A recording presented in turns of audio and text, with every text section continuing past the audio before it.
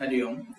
Today, let us start the second chapter of physics, that is electrostatic potential and capacitance.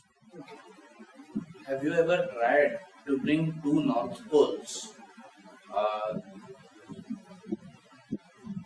Have you ever tried to bring north poles of two magnets near each other? You know, you have to give too much pressure. Suppose this is a north pole, this is another north pole. In order to bring them closer, you have to apply pressure. You have to do some work. So, suppose we have a positive charge Q. If we want to bring some other positive charge from infinite, if we bring a positive charge Q0 from infinite till this point, we have to do some work. Why? Because both are positive in nature, so there is some electric field. Due to this charge, there is some electric field E, which will be applying a force on this charge. So this charge wants that this should go away, Q0 should go away. So in order to bring Q0 from infinite to this point, we have to do some work. And that work done, so the work done in bringing Q0 charge from infinite to the point A is stored as the potential energy at A, is the electric potential energy at A. Always remember that potential energy is always stored as some amount, some kind of work done. For example, if you lift a ball from floor to some height, you have to do some work. That work done gets stored as the gravitational potential energy. So here, since capital Q is repelling the charge Q0, we have to do some work in order to bring the Q0 charge from infinite to this point. So the work done in bringing the charge from infinite to this point is given as electrical potential energy. Let us find an expression for it. Suppose we move this charge by an amount dr. By applying, how much force will we require to apply? See, the force towards right direction is Q0E. So we have to apply at least Q0E charge towards left. So our applied force will be F external will be minus of F electrostatic.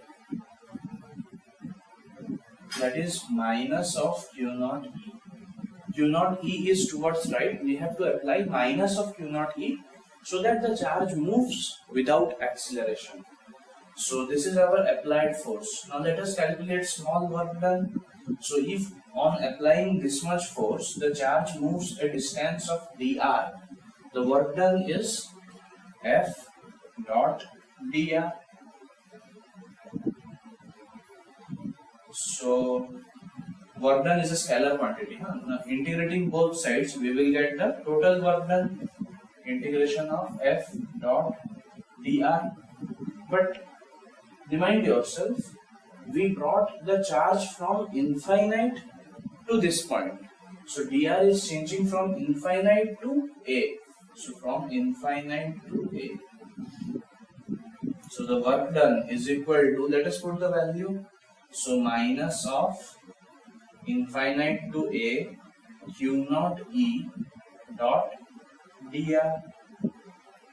So W is equal to minus Q0 integration of infinite to A E dot dr. Let me repeat. So this is the work done for bringing a positive charge Q0 from infinite till this point, and this work done gets stored in the charge as its potential energy. So suppose we bring another charge, same Q0 charge, to point B. So suppose we bring same Q0 charge from infinite to B. So the electric potential energy at B will be minus Q0. From where did we bring? Infinite. Till where we want to bring it? Till B, E dot dr, where E is electric field due to the source charge, that is capital Q. So this is electric potential energy at B. This is electric potential energy at A. And if we find the difference between them, we will get electric potential energy difference. And this is the work done that is required to move a charge from A to B. So the work done to move a charge from A to B is given by difference between electric potential energy. This is somewhat similar to work energy theorem, in which work done was change in kinetic energy. So just similarly, here there is no change in kinetic energy because our net force is 0. We are applying minus Q naught E towards left. So net force is 0, so no change in kinetic energy. Instead in that, there is a change in potential energy. So let's repeat.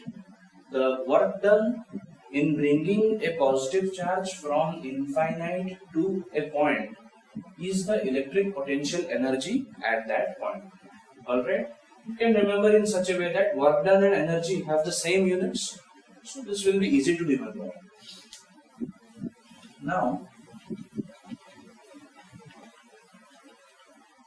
if we calculate the work done to bring a charge, a unit charge, this is any charge. You might bring 6 coulomb, you might bring 8 coulomb, whatever work is done, that is potential energy. But if you bring 1 coulomb charge, that is unit test charge, very small charge, in that case, whatever we will get will be electric potential. So the potential is equal to work done per unit charge. So here we were bringing Q naught charge. So the work done, the definition of potential is work done to bring a unit test charge from infinite to this point. If you remove the word unit, it becomes potential energy. Add the word unit, it becomes electric potential. This is a very important relation. So V is equal to work done is same as potential energy by Q naught. So what will be potential? If work done is something like this, so potential at B, the potential at B, electric potential at B will be minus Q naught integration from infinite to B E dot dr divided by Q naught. So this will be minus integration from infinite to B E dot dr. This is the potential, electric potential at B due to a charge, source charge capital Q. Now if you compare these two formulas, you will get to know that if you bring a small charge, potential energy will be less. If you bring a large charge, potential energy will be more. But no matter what type of charge you bring, potential at a point is always same due to a given charge. So you might bring 6 coulomb. Is there any Q naught here? No. So if you bring 6 coulomb, you won't be able to put it here. So potential is always same, irrespective of what charge you bring. Alright? The dimensional formula for electric potential energy is, since this is a type of energy, its dimensional formula is same as work done and same as work done, that is M1 L2 T minus 2. But the dimensional formula of electric potential, what was potential? Potential is work done per unit charge. So work done by charge, this we can say as charge is current into time. So work done is M1 L2 T minus 2 divided by current is ampere into time. So this becomes M1 L2 T minus 3A minus 1. This is the dimensional formula of electric potential. Now, what will be the unit of electric potential energy? The unit is, since it's energy, joule, SI unit. For potential, the SI unit is volts. Alright, both are SI And you also know the CGS unit of potential energy, that is erg. And how many ergs make 1 joule? 10 to the power 7 ergs make 1 joule. Alright, so let's revise once again about these two topics. So in the presence of a source charge, if you bring some other charge from infinite to a given point, suppose this is a point A, you want to bring some charge, let us say small q, from infinite to this point, then the amount of work that you have to do will be stored as its electric potential energy. So this is equal to the work done from infinite to the required point. And if you calculate the work done from the infinite to A per unit charge, means you divide that work done by the amount of charge that you brought, this will give you the potential at A. So potential energy is just the work done, and potential is the work done per unit charge. Alright, so this is something like joules per coulomb. Work done is joule per coulomb, or its unit is simply volts. Alright. Now suppose again we have a source charge Q, and let us consider we have 2 points, one at A and the other one at B.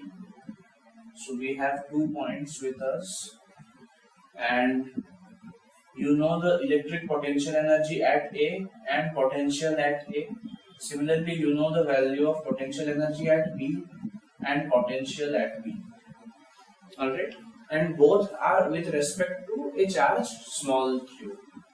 Now we can write that V potential is given by electric potential energy per unit charge.